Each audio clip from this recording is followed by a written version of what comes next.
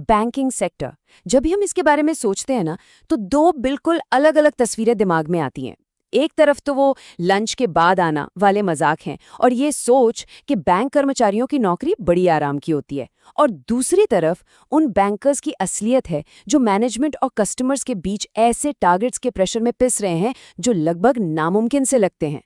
कई दशकों तक बैंकिंग की नौकरी एक मिडिल क्लास सपने की तरह थी, एक सिक्योर करियर, स्टेबिलिटी और इज्जत का वादा। लेकिन आज की हकीकत वो कुछ और ही कहानी बयां कर रही है। आखिर अगर ये नौकरी इतनी ही अच्छी है तो आज की युवा इसे छोड़ क्यों रहे हैं? क्या ये सच में एक सुनहरा पिंजरा बन चुका है? चलिए इसका एक सबूत देखते हैं, एक आंकड़ा। कुछ प्राइवेट बैंकों में नौकरी ज्वाइन करने वाले हर 100 में से 40 लोग नौकरी छोड़ रहे हैं। जी हाँ, 40%। ये वही नौकरी है जिसे पाने के लिए लोग सालों साल मेहनत करते हैं। तो आखिर ऐसा क्या हो रहा है कि लोग इतनी बड़ी संख्या में इससे बाहर भाग रहे हैं? शायद आज की हालत को ये एक लाइन सबसे बेहतर तरीके से बताती है। ये बाहर से तो चमकता है, लेकिन अंदर से इंसान को तोड़ देता है। तो चलिए आज इस चमक के पीछे की सच्चाई को समझते हैं। आज हम समझेंगे कि बैंकिंग का पूरा मिजाज कैसे बदल गया, कैसे टारगेट एक हथियार बन गए, इसका कर्मचारियों और हमारी अर्थव्यवस्था पर क्या असर पड़ रहा है, और सबसे जरूरी, इसका समाधान क्या हो सकता है। देखिए, इस प्रॉब्लम की जड़ तक जाने के लिए हमें ये समझना होगा कि भारत में बैंकिंग का डीएनए ही कैसे बदल गया है, खासकर पिछले कुछ सालों में। ये बदलाव ही आज की सारी मुसीबतों का सेंटर पॉइंट है। पहले बैंकिंग का मतलब होता था भरोसा, रिस्क को सही से मैनेज करना और कस्टमर्स के साथ एक लंबा रिश्ता बनाना। लेकिन अब पूरा खेल ही बदल गया है। अब फोकस पूरी तरह से सेल्स पर है।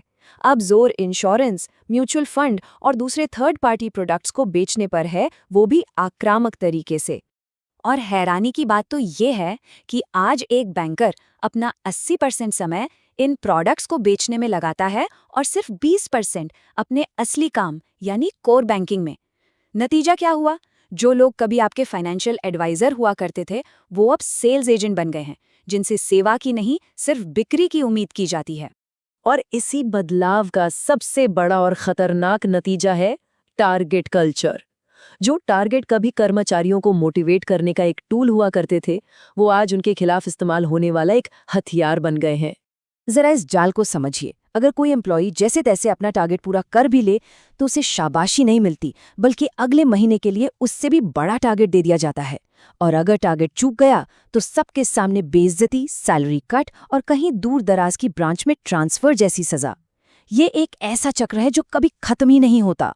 इस बेहिसाब प्रेशर का नतीजा ये होता है कि कर्मचारी अपने परिवार, दोस्तों और यहाँ तक कि खुद को भी प्रोडक्ट्स बेचने पर मजबूर हो जाते हैं। ये सिर्फ प्रेशर नहीं है, इसे कहते हैं सिस्टमैटिक एथिकल कोलैप्स। मतलब सिस्टम ही ऐसा बन गया है जो नैतिक मूल्यों को खत्म कर रहा है और पूरे बैंकिंग सेक्टर को अंदर से खोखला कर रहा है। अब बात करते हैं इस सिस्टम के इंसानी पहलू की, जो सबसे ज्यादा चिंता की बात है। ये सिर्फ नौकरी के दबाव से कहीं ज्यादा है। ये एक गहरा मानवीय संकट बन चुका है। सोशल मीडिया पर वायरल वीडियोस में मैनेजर्स को ये चिल्लाते हुए सुना गया है, परिवार को भूल जाओ, बैंक ही तुम्हारी फैमिली है, घर जाना है पहले टारगेट पूरा करो। ये सिर्फ खराब बर्ताव नहीं है, ये एक तरह की साइकोलॉजिकल कंडीशनिंग है, कर्मचारियों को मानसिक रूप से तोड़ने की एक सोची समझी कोशिश। हमारे संविधान का अनुच्छेद 21 हर नागरिक को गरिमा के साथ जीने का अधिकार देता है। लेकिन क्या बिना कहे 12 से 14 घंटे काम करना, वीकेंड पर मीटिंग्स में बैठना और रात 11 बजे बॉस के व्हाट्सएप मैसेज का जवाब देना, क्या ये गरिमापूर्ण जीवन है? ये एक बहुत गंभीर सवाल है। जापान में इस हालत के लिए एक शब्द है, करोशी। इसका मतलब है काम के बहुत ज्यादा बोझ और तनाव से मौत हो जाना। ये सवाल डरावना है, लेकिन पूछना जरूरी है। क्या भारत का बैंकिंग सेक्टर भी उसी रास्ते पर जा रहा है? और ये मत सोचिए कि ये सिर्फ प्राइवेट बैंकों की कहानी है। अगर प्राइवेट बैंकों में आक्रामक बिक्री का प्रेशर है, तो सरकारी बैंकों में स्टाफ की भारी कमी की वजह से काम का बोझ जानलेवा है। वहाँ कर्मचारी, मैनेजमेंट और जनता के बीच एक ह्यूमन शील्ड बनकर रह गए हैं, जिन्हें दोनों तरफ से तनाव झेलना पड़ता है।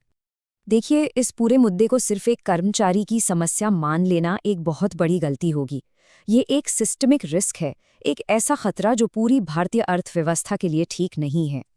पहला खतरा है मिस सेलिंग। जब टारगेट पूरा करने का दबाव होता है तो कर्मचारी किसी ऐसे बुजुर्ग को भी गलत इंश्योरेंस पॉलिसी बेच देते हैं जिसकी उन्हें बिल्कुल जरूरत नहीं होती। इससे होता क्या है, बैंकिंग सिस्टम पर से आम लोगों का भरोसा उठता है, और भरोसा ही तो किसी भी अर्थव्यवस्था की नींव है।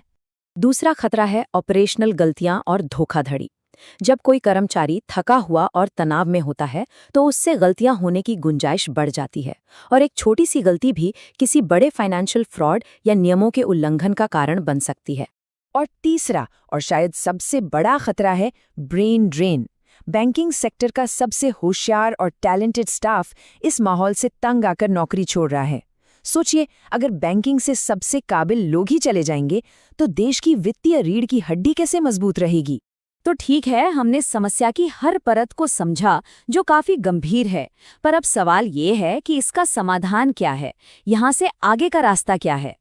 कुछ ठोस समाधान सुझाए गए हैं। पहला, आरबीआई को सिर्फ मॉनेटरी पॉलिसी पर नहीं बल्कि एक ह्यूमन पॉलिसी पर भी ध्यान देना होगा। दूसरा, काम के घंटे और मेंटल हेल्थ की सुरक्षा के लिए एक अनिवार्य एम्प्लॉय वेलफेयर चार्टर बनाया जाए। तीसरा, टॉक्सिक मैनेजमेंट के खिलाफ शिकायत के लिए एक गुमनाम विसल ब्लोअर पोर्टल हो। और चौथा, टारगेट हवा में तय ना हो बल्कि डेटा के आधार पर प्रैक्टिकल और रियलिस्टिक बनाए जाएं। हमें ये याद रखना होगा कि अर्थव्यवस्थाएं सिर्फ बैलेंस शीट और नंबरों के खेल पर नहीं बनती, वे खुशहाल, स्वस्थ और प्रेरित इंसानों से बनती हैं। किसी भी देश की सबसे बड़ी संपत्ति उसके लोग होते हैं। और इस बात को इस एक लाइन से बेहतर नहीं कहा जा सकता, कोई भी देश अपने कर्मचारियों की लाशों पर खड़ा होकर $5 ट्रिलियन की अर्थव्यवस्था नहीं बन सकता। तो ये पूरी बातचीत हमें एक बहुत बड़े और बुनियादी सवाल पर सोचने के लिए मजबूर करती है। जब एक सिस्टम को चुनना हो तो मुनाफे और इंसानियत के बीच सही संतुलन आखिर क्या होना चाहिए, इस पर विचार जरूर कीजिएगा।